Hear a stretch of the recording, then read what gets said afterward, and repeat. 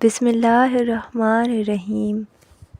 3 چیزیں زندگی میں دوبارہ کبھی بھی نہیں لوٹتی: آپ کی جوانی، آپ کے والدین اور آپ کے منہ سے نکلے ہوئے الفاظ۔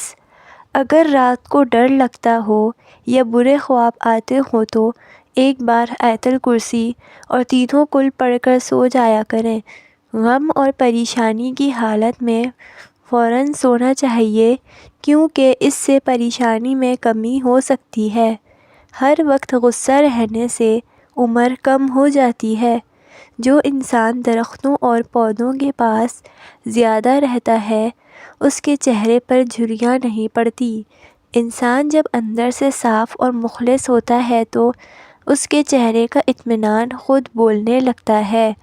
یاد رکھیں، آپ کے بچے آپ کی نصیحت کو نہیں بلکہ آپ کے کردار کو اپنائیں گے، کیونکہ بچے بڑوں کی حکم ماننے کے بجائے ان کی تقلید کرنا پسند کرتے ہیں۔ مشکل کتاب کھول کر سیکھو تو نیند آتی ہے، اور مشکل زندگی سے سیکھو تو نیند اڑ جاتی ہے۔ آنکھوں کی سوجن کا مسئلہ ہو تو کھیرے کے سلائڈ بنا کر چند منٹ آنکھوں پر رکھیں، فوری آرام ملے گا۔ کپڑے دھوتے وقت پانی میں زیادہ قطرے ارکے گلاب ڈالیں، کپڑوں میں خوشبو بس جائے گی۔ صبح نہار منہ 30 منٹ چہل قدمی کرنے سے ذہنی دباؤ اور بے چینی سے نجات مل جاتی ہے۔ دوپہر کے کھانے میں کھیرے کی سلاد لازمی استعمال کرو، موٹاپے سے محفوظ رہو گے۔ بچوں کے پیٹ میں کیڑے ہوں تو جامن کھانے سے پیٹ کے سارے کیڑے مر جائیں گے۔ آج ایک دوسرے کی قدر کرنا سیکھیں، نہ زندگی واپس آتی ہے نہ لوگ۔ کھانا کھانے کے بعد چھوٹا سا گڑ کا ٹکڑا چوس لیا کریں، انشاءاللہ کبھی بھی بدہضمی کی شکایت نہیں ہوگی۔ تھوڑا سا آٹا شہد کے ساتھ چاٹنے سے پیٹ کی تکلیف ختم ہو جاتی ہے۔ کھجور، کیلا اور بھنے چنے کھانے سے قوت باہ میں اضافہ ہوتا ہے۔ اگر ہڈیاں کمزور ہو گئی ہوں تو گائے کے دودھ کا استعمال آج سے شروع کر دیں، انشاءاللہ آپ کی ہڈیاں مضبوط ہو جائیں گی، کیونکہ دودھ میں کیلشیم کی مقدار زیادہ ہوتی ہے جو کہ انسانی ہڈیوں کے لیے بہت ہی مفید اور اہم ہے۔ آپ کی کمر میں درد رہتا ہے تو لہسن میں سرسوں کا تیل ملا کر کمر کی مالش کریں، جسم پر دانے نکل آئیں تو کڑوے کریلے کا رس زیادہ پئیں، چند دن میں دانے ختم ہو جائیں گے۔ روزانہ 2 دانے انجیر کے کھانے سے بڑھاپے تک آپ کا پیٹ باہر نہیں آئے گا۔ دبلے پتلے لوگ نہار منہ ابلے ہوئے آلو کھائیں، 10 دن میں صحت مند ہو جائیں گے۔ پٹھے کمزوری کا شکار ہیں تو روزانہ رات کے وقت اپنے پٹھوں کی زیتون کے تیل سے مالش کریں، آپ کے پٹھے نہایت مضبوط ہو جائیں گے۔ رات سونے سے پہلے 1 چمچ ادرک کا رس اور 1 چمچ لیموں کا رس نیم گرم پانی سے لیں، لٹکا ہوا پیٹ اندر کرنے میں مدد دیتا ہے۔ دکھ اور خوشی تو ہماری زندگی کا حصہ ہیں، مگر اصل انسان وہی ہے جو کہے الحمدللہ۔ مدینہ کے زیادہ تر لوگ سیدنا عبدالرحمن بن عوف رضی اللہ تعالیٰ عنہ پر انحصار کرتے تھے۔ 1/3 لوگ آپ رضی اللہ تعالیٰ عنہ سے قرض لیتے تھے، 1/3 کا وہ قرض چکاتے تھے اور 1/3 کو ماہانہ مشاہرہ بھیجتے تھے۔ یہی سیدنا عبدالرحمن بن عوف رضی اللہ تعالیٰ عنہ اگر اپنے غلاموں کے درمیان ہوتے تو لباس اور حلیے کی سادگی کی وجہ سے پہچانے نہ جاتے تھے۔ سبز چائے میں ادرک کا چھوٹا سا ٹکڑا شامل کریں، اس سے نزلہ، زکام، گلا سب ٹھیک ہو جاتا ہے۔ کریلا شوگر کے مریضوں کے لیے بہت ہی بہترین سبزی ہے، کیونکہ کریلے میں انسولین کی اچھی خاصی مقدار قدرتی طور پر موجود ہوتی ہے، جو کہ شوگر کے مریضوں کے لیے کسی نعمت سے کم نہیں ہے۔ اگر پیشاب کرتے وقت جلن محسوس ہو تو پانی زیادہ پئیں، جلن دور ہو جائے گی۔ ہاتھ منہ سن ہو جانے کا مسئلہ ہو تو 1 چمچ شہد میں ادرک اور لیموں کا رس شامل کر کے پی لیں، انشاءاللہ افاقہ ہوگا۔ نمک کا زیادہ استعمال جوڑ کمزور کر دیتا ہے اور زیادہ میٹھا چہرے پر جھریاں لے آتا ہے۔ بغیر چینی کی چائے پینے سے دماغی تھکن بھی دور ہوتی ہے اور موٹاپے میں بھی اضافہ نہیں ہوتا۔ اگر خارش کا مسئلہ ہو تو جسم پر ناریل کا تیل لگاؤ، خارش دور ہو جائے گی۔ بچوں کو کھانسی کی شکایت ہو تو شہد میں کالی مرچ ملا کر دن میں 2 بار استعمال کروائیں، ٹماٹر کے رس میں بیسن ملا کر چہرے پر لگائیں، چہرے کی خوبصورتی میں اضافہ ہوتا ہے۔ ایک شخص نے ایک خادم رکھا تھا۔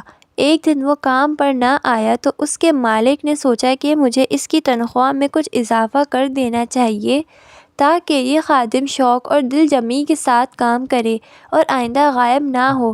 اگلے دن مالک نے اس کی تنخواہ سے زیادہ پیسے اسے دیے جو اس نے خاموشی سے رکھ لیے، لیکن چند دن گزرنے کے بعد وہ دوبارہ غیر حاضر ہوا تو اس کے مالک نے غصے میں آ کر اس کی تنخواہ میں کیا گیا اضافہ ختم کر دیا، اس کو پہلے والی تنخواہ ہی دی۔ خادم نے اب بھی خاموشی اختیار کی۔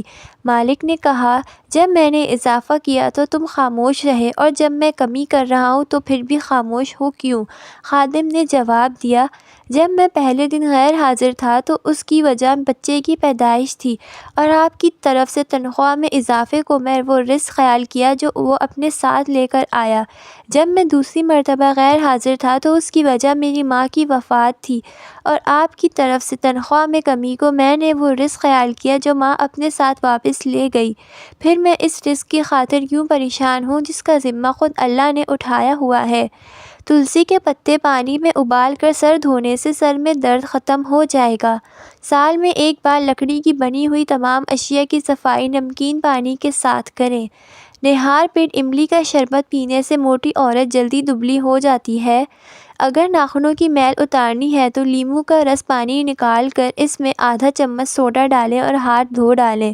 پیشاب اگر ہلکے پیلے رنگ کا آتا ہے تو اس کا مطلب ہے کہ آپ اندرونی طور پر فٹ ہیں۔ کھانے کے بعد اگر آپ کو نیند آنے لگتی ہے تو آپ کی ذہنی طور پر آرام و سکون کی ضرورت ہے۔ سفید رنگ کا کپڑا پہن کر شہد اتارنے سے کبھی شہد کی مکھی ڈنگ نہیں مارے گی۔